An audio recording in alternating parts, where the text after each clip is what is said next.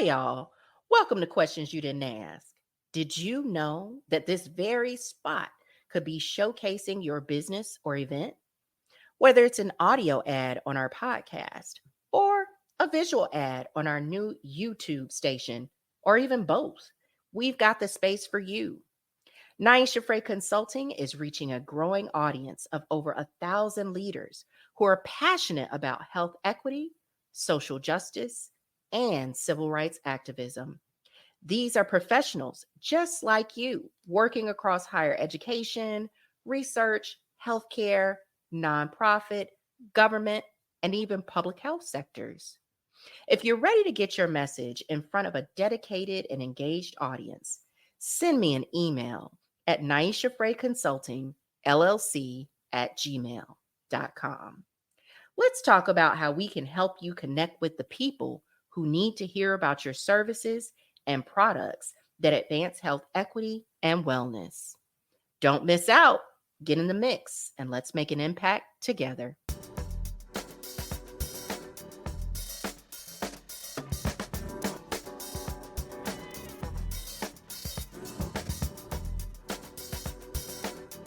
Welcome back to Questions You Didn't Ask with me, Niasha Fray, and my guests, Melba Perry and Jessica Burris, as we continue the series From Birth to Beyond, Unveiling Challenges of Maternal and Infant Health. Let's get back into the discussion. And I just love the fact that, like I mentioned, all three of us have lived experience. And I just want to speak to a little bit of my lived experience that I think really helped enrich our conversation when we first met and started sharing so much about, what our journeys had been like and things that we had in common and unique things. And that was, similar to you, Jessica. I listened to my mom talk about, her experiences breastfeeding. And I always listen to my mom also talk about her experiences or her values, right, around nutrition and enrichment and recognizing that everything that's on the shelf in the grocery store is not always good for you, right? And how to be a thoughtful consumer, even though we were low income, we were poor, right? And how to make the best, and eat the best that you can and why that's important. And so, she used to make a comment about how my sister was a good breastfeeder, but I never took to it, right? And so when I became a mother, I always wanted to breastfeed. And I was fortunate that, my doctors and nurses and everyone that surrounded me on my journey. And I think each one of us on this call was considered a high risk pregnancy. And I had a child with a genetic disorder and a congenital heart defect. And so they were sharing with me about the benefits, of course, of breastfeeding, but they never really talked about what some of the challenges might be with breastfeeding. And so for me, when I had my baby, and it was so exciting and it was also very stressful, and it was my first time trying to feed her, and she was not able to latch. And then when she did latch, I wasn't producing enough milk. And so then I was doing different things to try to help produce enough milk. And I remember my pediatrician, again, so fortunate, was very supportive of me. And our practice had a lactation consultant available for me to go and visit. And I went and visited, and they called, and I went and visited, and they checked up, and they did all these things. And I just remember coming to a point where, I started to get really depressed and sad and question my body and wonder like what was wrong. I deal with anxiety. So that really heightened my anxiety that I wasn't able to produce as much and that I was having to use formula to supplement and different things like that. And at the same time, I was in graduate school in the School of Public Health and studying health behavior and reading all this stuff about how important it is to feed your child. And so then I got frustrated and I said, well, why isn't anybody empathizing with the moms who want to but can't? Because there was usually an assumption that if a mom didn't breastfeed, it was because she wanted to give her child you know, formula, or that she was ashamed of her body, or that she hadn't been raised in a situation that, culturally supported her. That wasn't any of the case. But no one ever really talked about moms who physically had challenges with breastfeeding, whose child was physically able to latch, but just was not interested. And so I revisited the conversation that I had overheard my mom telling me, and we really engaged in that conversation about how I didn't prefer the breast. And so I just am always thinking about, again, my show is questions you didn't ask. I'm thinking about the exceptions. I'm thinking about the outliers. I'm thinking about the disparities, the people that are left out. What are your thoughts? We're going to talk about so many different things today, but what are your thoughts and feedback for, and this is for you too, Melba, but I'm going to start with Jessica, for moms who were in a position like me? What types of advice do you give or insight can you share?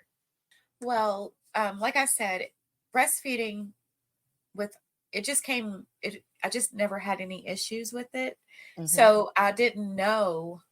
I was so far removed from like the problems and the barriers. Well, not the barriers. Let me go back. But just the issues people might have with breastfeeding. So when I Mhm. became a counselor and did some training, it was so eye-opening, but that made me want to like just help even more the more I Mhm. learned about it. So even, and I'm not trying to sound like you said, your mom said that you didn't take to the breast. Mhm. That you might not have taken to the breast, but with more support and just a little bit of like help or like education on latching or holding you to make it better for you, your mouth. The reason why I say that is because we were literally that's how we were built, like from God, like Mhm. animals to breastfeed. So there are issues, but there's ways to fix those issues. And Mhm. even if a baby has a tongue tie or a lip tie and they literally cannot suck, there needs to be better support for moms to have to pump, and Mhm. to do that. Especially because most moms, if they're trying to breastfeed, they want to breastfeed, they want to be Mhm. successful.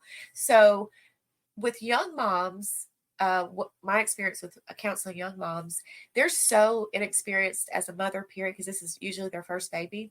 Mhm. If they, within the first 2 weeks, if it's not working for them and they're not seeing, like a good breastfeeding situation going on, they are only worried about feeding their baby, make sure their baby gets food. Oh yeah. So they'll get the formula and they can watch the milk go from the bottle to the baby, and that puts them at ease. And I totally understand that. But that's where, there needs to be more support and more Mhm. hands-on support, because they did want to breastfeed. And really, if a baby does latch, if it's going good in the long run, and it's gonna be better. Not, I'm gonna Mhm. say, like, it's just easier if you get a good breastfeeding thing going on. You're not washing bottles, and it's just, you could sleep better at night. But I just think there needs to be more support and Yeah. education, because another thing too, a lot of moms are under the impression, from my experience of working with these young moms, they think that they're gonna just have a baby and the baby's gonna latch and they're just gonna be having tons and tons of milk. That part. Oh, that's not true. And so when they don't see a bunch of milk coming out of them, and they just think that they always say, you always hear people, well, I wasn't making enough milk. If it was within the first week, you weren't supposed to make enough milk. You're making just enough for your baby's little bitty belly, because your body knows what your baby needs. That's how God made us. Or God, or, I'm not trying. But anyway, yeah. You're fine, Jessica. Our creator. Right. Our creator, yes. Yes. Because we are like, that's literally how we were made. If you think about 500 years ago, there was no formula. There was, No. you made it happen, and there was more community, and there was more support, and more people looking out for each other, but now there's a lack of that. And then over Mhm. the years, where Black women, and this is another thing too, Black women fed Mm. the people who built this work, America, pretty much. Mhm. So that, you've heard the stories about how they sacrificed their own, to feed the other. Mhm. And Mhm. then when formula came out and you look back, and it was severely strategically marketed to a certain community of people. It just became, easier for moms to work and to have formula. And the companies, they make so much money off of formula. It's ridiculous. That's why the World Health Organization got involved to limit their promotion of formula to society, because it was hindering people wanting to breastfeed. Because the World Health Organization knows that breastfeeding is best to make a healthy child. So it's just a lot of moving parts that it came at me all at once. Like when I became the peer counselor, I never gave any thought to all this stuff. And so when I did, it was like, I don't know, it was like on a high, like, oh my gosh, I learned this and I can't believe this. And it was just amazing. The most part was I also saw how it affected mainly the Black community, because I come from a very rural place too. And it's pretty much 50-50, but with the low income clinic where I worked, it was mostly Black moms. And it's not just through the doctor's offices or the hospitals, it's also at home, the lack of support at home. So I really appreciate what you shared, because, and I'm going to go to Melba in just a moment, because I believe that she probably has some rich insight as well. If you're enjoying the show as much as we love creating it, consider showing your support by buying us a cup of coffee. Visit buymeacoffee.com/Niasha Fray. Oh, that's buymeacoffee.com/Niasha Fray. Oh, all one word. Each cup is just $5, and every single one helps us continue to produce, develop, and sustain the high quality content you've come to expect from Questions You Didn't Ask. Thank you for your continued support, and let's keep the conversation going. But for me, it was this feeling that, well, they literally had measuring cups. I was pumping, and, we were measuring how much I was giving and then supplementing whatever was needed with formula. And so, like you mentioned, historically, community wise, there was different levels of support for moms to help fill that gap. Right. And so that kind of leads me into where I want Melba to talk some more about different challenges that moms might be having with breastfeeding, and why, breastfeeding and breastfeeding support is so important. So Jessica hits like so many key points when it comes to the support. And when you don't have support at home, or wasn't given, like, you, thank God you had it set up where the IBCLC called and checked on you, see how you was doing, and following up with you because they knew you wanted to breastfeed. Everybody don't get that opportunity, especially in rural areas, and that's where doulas come in. Community-based doulas, we don't just, okay, you had your baby, we're going to see you one time postpartum, and then that's it. We continue to follow up with you. We make sure, hey, how are you doing? There's a piece where there is some lactation training to help support moms during that process. Like, are you having trouble with breastfeeding? What are the troubles you're having? And how are you doing throughout the night? So it's like doulas help in that aspect when it comes to breastfeeding support, because a lot of times you get trained in how to support moms that want to breastfeed. And it is difficult when you're a new mom and you go home and all you think about is breastfeeding, and you're like, okay, I'm not producing enough milk. Like Jessica said, how much milk do you think you're supposed to produce? Your baby's stomach is no bigger than their fist, pretty much balled up. So that helps out also. So we don't just stop at the hospital. We follow you through postpartum. And a lot of times people don't realize, if you're stressed out, that can affect your milk production. Like, If you're stressed, you're not going to produce the milk that you need.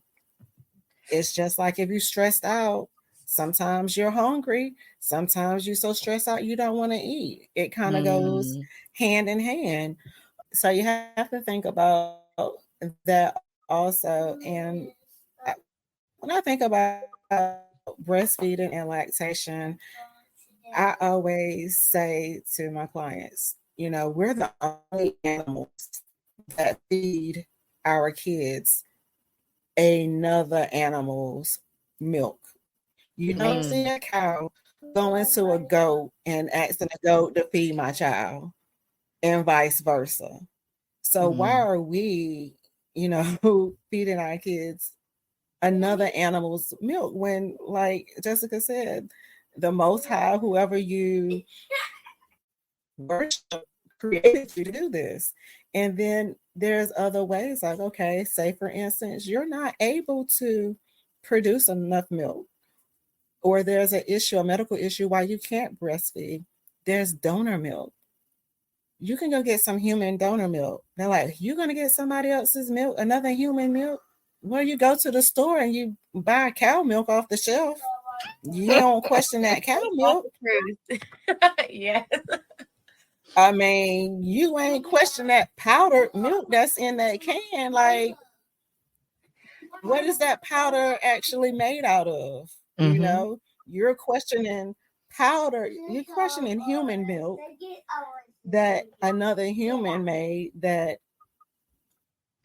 feeds Well, another child, which could be your baby, but you don't question the powder milk. You don't question the cow's milk, but you question human donor milk. Yes. And what I wanted to add was there are some women, unlike me, who overproduce. And when I say overproduce, I'm just meaning in terms of there's no good or bad, right? I'm not trying to put any value on that. But women who produce a lot more milk than what their baby needs. So it's so interesting, talking about the creator, how we were made. If people want to talk about biology and nature and science and all that other stuff, there's always a balance. And where there's one who is not able to do or have enough, there's usually someone who has more than enough. And I think that that's a very interesting conversation to consider when, like you said, there are resources that are out there, questions that we didn't ask. There's a lot of women that don't even know that you can get human breast milk for your child as well, an do alternative. you want to know something? What's that? This is crazy, and this kind of puts things in perspective. If there's a word, and I cannot think of it. It's a long word, but it starts with necra something. But if a baby is so many weeks or months premature, they can't have formula. It will kill them. So hospitals keep donor milk just for babies that are born too early or a certain amount of weeks or months early, because there's a word for it. But if that Necrotizing yes, enterocolitis. that's it. Enterocolitis. So if that doesn't NEC. put things in perspective for you, like how beneficial breast milk is as opposed to formula. And I'm not talking junk about formula. I mean, I had formula, but the thing is it was mind blowing the way breastfeeding works with how you recover from pregnancy. Mm. It that I couldn't believe it. When I had my son and I was breastfeeding, like 1 or 2 weeks later, I started getting like contractions, what felt like contractions. And I'm Mm-hmm. like, what is going, but that is exactly what breastfeeding is supposed to do. It helps shrink your stomach. It it Mm. it helps you finish healing. And that's what I was saying Mm. about, how Mhm. breastfeeding, it's not just, it is great for the baby, but it's a natural process for a mother to recover from pregnancy. I mean, or from delivery. That's awesome. But Absolutely. And it's like they don't talk if your about that. baby's sick, it helps decrease your chances with different types of cancers as well. When you And breastfeed, postpartum. your baby's sick. Exactly. It helps with the serotonins and the hormones. It helps level all of that stuff out. Your baby's sick. your milk knows, or your mammary body. glands know what type of Mhm. milk to produce to help your baby. Your So your body can read what sickness your baby has, and yeah, it adjusts the milk to heal your baby. That's just the truth. It's amazing.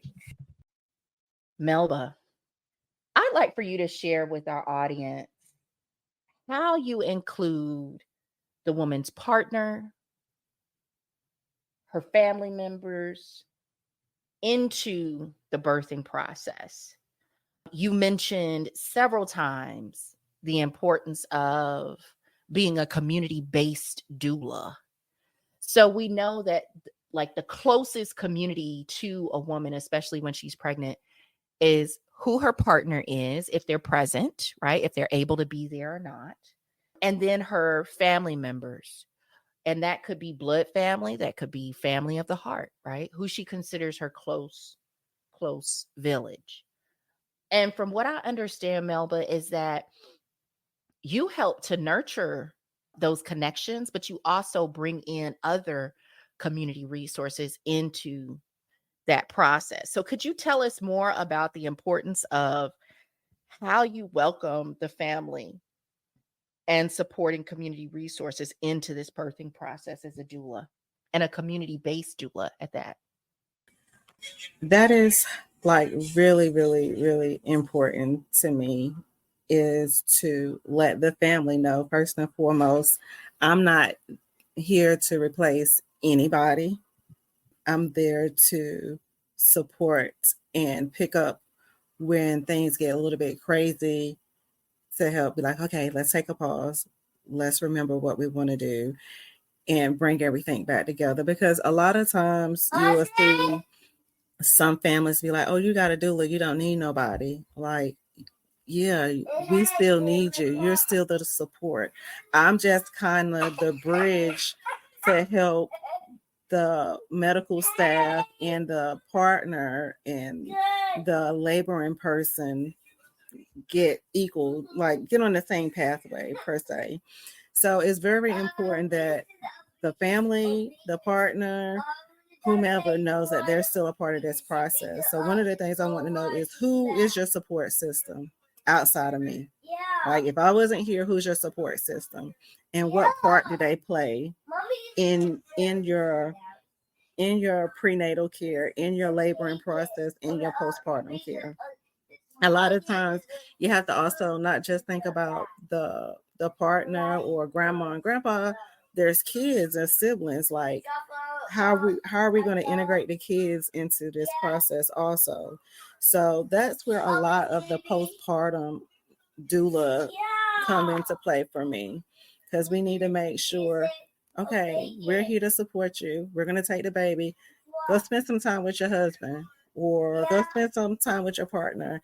Or this is going to be time for you and the kids for a few hours. Go take a shower. You guys go do some self-care stuff together, because they need to know that, yeah, it's a new baby, but we're still here a part of the family also. So I always do not just a prenatal or birth plan, but a postpartum plan. Everybody's going to have their role in this process. And if dad or whomever is close to mom, they're going to notice things being off before anybody do, because they know them on a Mhm. regular basis. So if they're like, every time you come, she says she's okay, but I notice she's not really okay. She's doing this, or she's doing that, or she used to do this and now she's not doing it anymore. Mhm. So we need their support Mhm. to be able to support, you know, mom as much as we can as well. And we don't ever want the partners to feel left out, because they need our support also. When I'm in there with my clients and they're, having their contractions and they're trying to do this without no medication, I look at the partner. I read them and see how they're feeling. Like, are you okay? Is there anything you need? Because they're in a position where their significant other is in pain and ain't nothing they can do about it. Mhm. So they need support. And Mhm. sometimes, like, I just recently had a birth, the mom was like, I want to go natural. I don't want no medication. I don't want to do anything.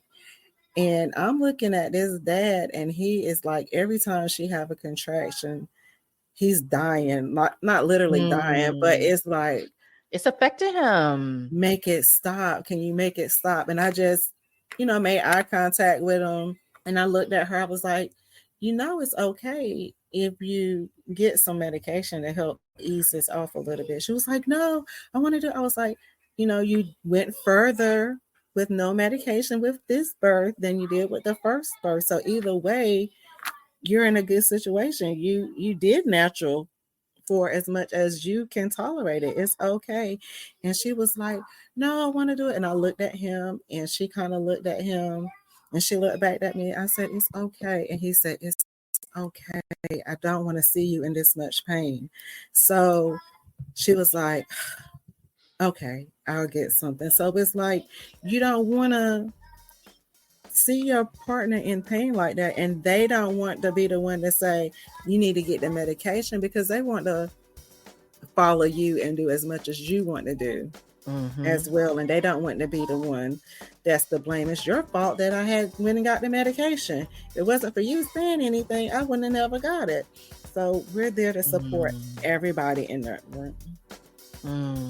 Thank you for joining us on Questions You Didn't Ask with me, Niasha Fray, and my guests, Melba Perry and Jessica Burris. Tune in next week as we continue our series From Birth to Beyond, unveiling challenges of maternal and infant health.